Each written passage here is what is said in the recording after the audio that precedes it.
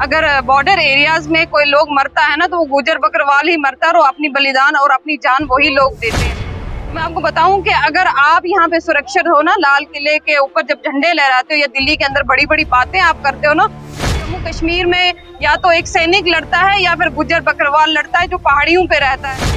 आतंकवादियों की वजह से कैसे वो पीछे हो गए? वो तो वहाँ के नेताओं की वजह से पीछे। वहाँ के नेता तो चाहते ही यहाँ से कभी आतंकवाद खत्म हो। आतंकवाद खत्म होगा तो हमारी रियासत में खुशहाली होगी और बहाली होगी। इस चीज का जो वादा है हमारे से मोदी जी ने किया था। डराते लोगों के मन में खौफ पैदा करते हैं कि भाई तुम्हारा जो हक है वो छीन लिया जाएगा, तुम्हें जो हक दिया गया वो नहीं मिलेगा।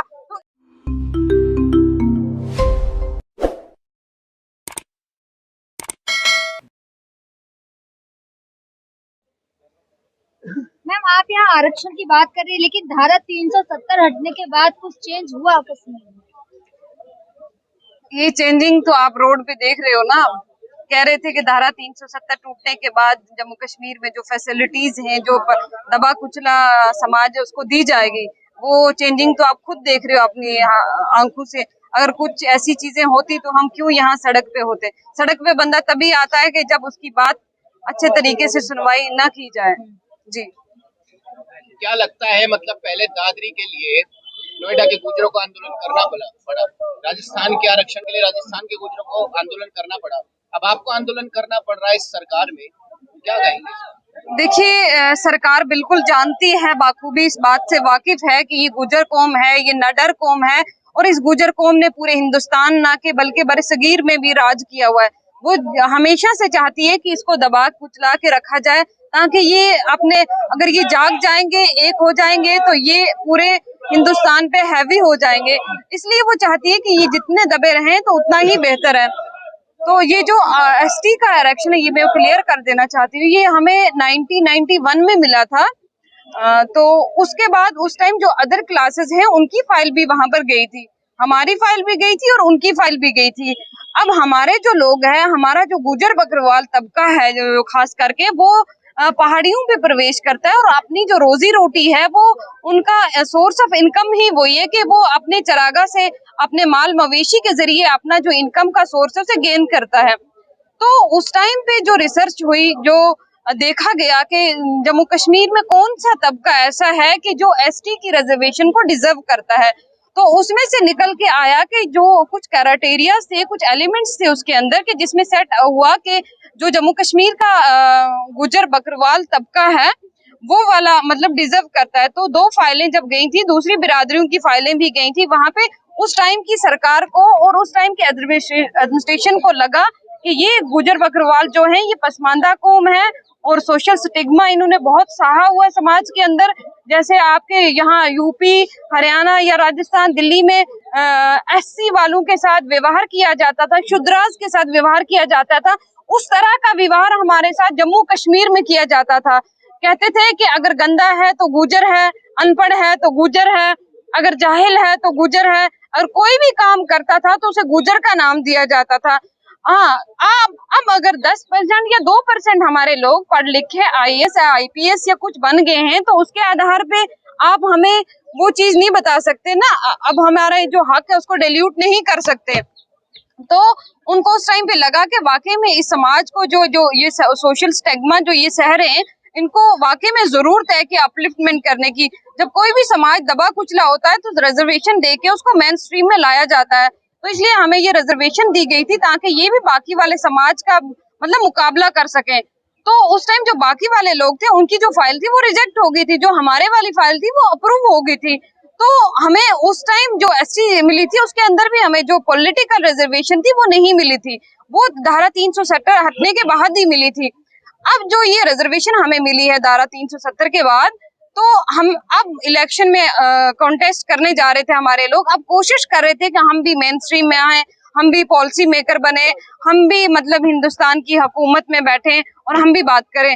जब हमारा हक लेने का टाइम आया, जब हमारे हक लेने की बारी आए, तो दूसरे लोगों के पेट में दर्द होने लगा कि इनकी पॉलिटिकल नुमाइंदगी क्यों शुरू हो जाएगी। ये पॉलिटिकल मतलब नुमाइंदगी ना करें ताकि ये हमेशा से किसी के पीछे झंडे उठा के और नारे लगाते नजर आए। इसलिए बाकी लोग चाहते हैं कि इनको जो जिनकी जो रिजर्वेशन है उसमें डाका डालना चाहते हैं, लेकिन हम ऐसा होने नहीं देंगे हरगिज। लेकिन अभी कश्मीर की आप बात कर रही तो अभी कुछ दिन पहले अमित शाह जी भी गए थे कश्मीर और वहाँ का वाईफाई नेट सब बंद था। हाँ, देखिए, जब अमित शाह जी गए थे, वो किसी एक पार्टी के गृह मंत्री या होम मिनिस्टर नहीं है, वो पूरे हिंदुस्तान के होम मिनिस्टर हैं। उसके आधार पे वो मेरे ही डिस्ट्रिक्ट में राजौरी में तशरीफ लाए थे, तो हमारे लोगों ने भरपूर तरीके से उनका वेलकम किया था, खुशामदीद की थी और इस चीज का पैगाम दिया था कि जब हमारे यहाँ कोई आता है तो हम उसको किस तरह से मेहमान नवाजी से नवाजते हैं। हालांकि उन्होंने वहां जाके एक चीज अपने ऑन रिकॉर्ड कही है कि जो गुजर बकरवाल तबके का जो भी कोटा मिला हुआ उसके साथ छेड़छाड़ नहीं की जाएगी। हम उस बात का मान सम्मान करते हैं, आदर करते हैं, उस चीज का कदर करते हैं, लेकिन हम सरकार को साथ साथ ये बताना चाहते हैं वक्तन फवक्तन, क्योंकि ये सरकार कब कौन सा फैसला ले ले, क्योंकि ये बड़े लोग हैं, इनको याद नहीं रहती है कि हमने मंच से जो दावे किए हैं वो हमें ग्राउंड लेवल पे भी पूरे करने। तो इसलिए हम इनको ये बताना चाहते हैं कि भाई हमारा जो हक है उसके साथ डिल्यूशन हमें बिल्कुल भी नहीं चाहिए। अगर बाकी अदर क्लासेस जो आपको लगता है कि जेएनके के अंदर वाकई में रिजर्वेशन की मुस्तहिक है, उनको आप बिल्कुल दे दीजिएगा। जो आप उनको एलओसी दे रहे हो, पीएसपी दे रहे हो, बाकी इतनी सारी रिजर्वेशन जो आपको दे रहे हो, ओबीसी दे रहे हो, तो 40% कुछ ऐसा लगभग मिलके बनता है। हम चाहेंगे कि आप उनको 50% भी दे दो, जो लोग इस चीज को डिजर्व करते हैं, लेकिन हम खाली ये चीज चाहते हैं कि हमारे जो एसटी के डिल्यूशन है वो हम हरगिज मंजूर नहीं करें। पंडितों के लिए क्या कहना चाहेंगी, जो पहले 10 परिवार थे, केवल अब एक महिला बची है वहाँ पे, एक परिवार। देखिए, मेरी बात सुनिए, कश्मीरी पंडितों के साथ जो हुआ वहाँ पे कश्मीरी नेताओं के द्वारा हुआ या कैसे हुआ, हिंदुस्तान के साथ हाथ मिला के हुआ या किस तरह से हुआ, क्योंकि जम्मू कश्मीर की सरकार तब तक कुछ नहीं कर सकती जब तक कि वो सेंटर सरकार के साथ हाथ ना मिलाए। इस चीज को आप लोग भी बाखूबी जानते हो।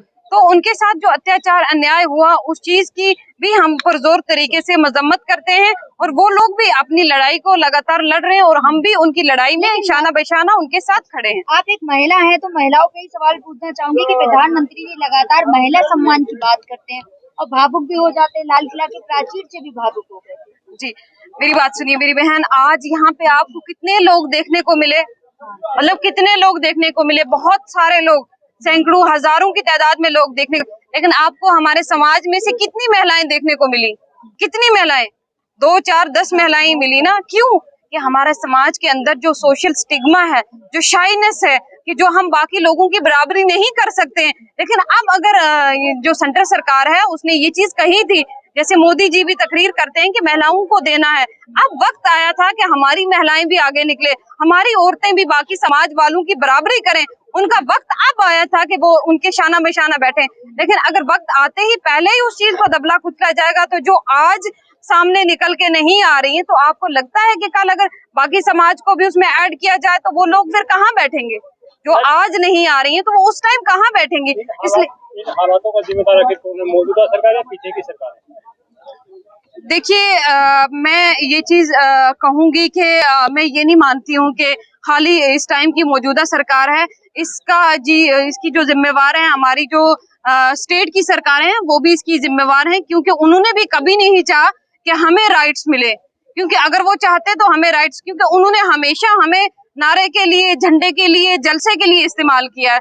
तो सेंटर सरकार का अब कर्तव्य बनता है, इसका फर्ज बनता है कि जो चीज उन्होंने बिगाड़ी है उसको सुधारें और उसको दुरुस्त करें। आपको नहीं लगता कि गुज्जर बकरवाल आज जो पीछे है वो सरकारों की वजह से नहीं, वहाँ के आतंकवाद, वहाँ की जो स्थितियां रही हैं, वहाँ की अभी भी जो परिस्थिति है, उन सब की वजह से पीछे है? क्या देखिए मेरे भाई, इस चीज का मैं आपको जवाब देना चाहूंगी। आपको शायद आपकी नॉलेज में नहीं होगी ये बात। अगर बॉर्डर एरियाज में कोई लोग मरता है ना, तो वो गुजर बकरवाल ही मरता है और अपनी बलिदान और अपनी जान वही लोग देते हैं। तो मैं आपको बताऊं कि अगर आप यहाँ पे सुरक्षित हो ना, लाल किले के ऊपर जब झंडे लहराते हो या दिल्ली के अंदर बड़ी बड़ी बातें आप करते हो ना, तो जम्मू कश्मीर में या तो एक सैनिक लड़ता है या फिर गुजर बकरवाल लड़ता है जो पहाड़ियों पे रहता है। वो पूरी सपोर्ट करता है हिंदुस्तान आर्मी की, और मतलब पूरे हिंदुस्तान का ये परिचय देता है कि हम हिंदुस्तानी हैं और हिंदुस्तान के साथ रहने वाले लोग हैं। तो आतंकवादियों की वजह से कैसे वो पीछे हो गए? वो तो वहाँ के नेताओं की वजह से पीछे हैं। वहाँ के नेता तो चाहते ही यहाँ से कभी आतंकवाद खत्म हो। अगर आतंकवाद खत्म होगा तो हमारी रियासत में खुशहाली होगी और बहाली होगी। इस चीज का जो वादा है हमारे से मोदी जी ने किया था, अगर मोदी जी अपने वादे को करके खरे क्यों नहीं उतरते, हम इस चीज को बोल रहे हैं।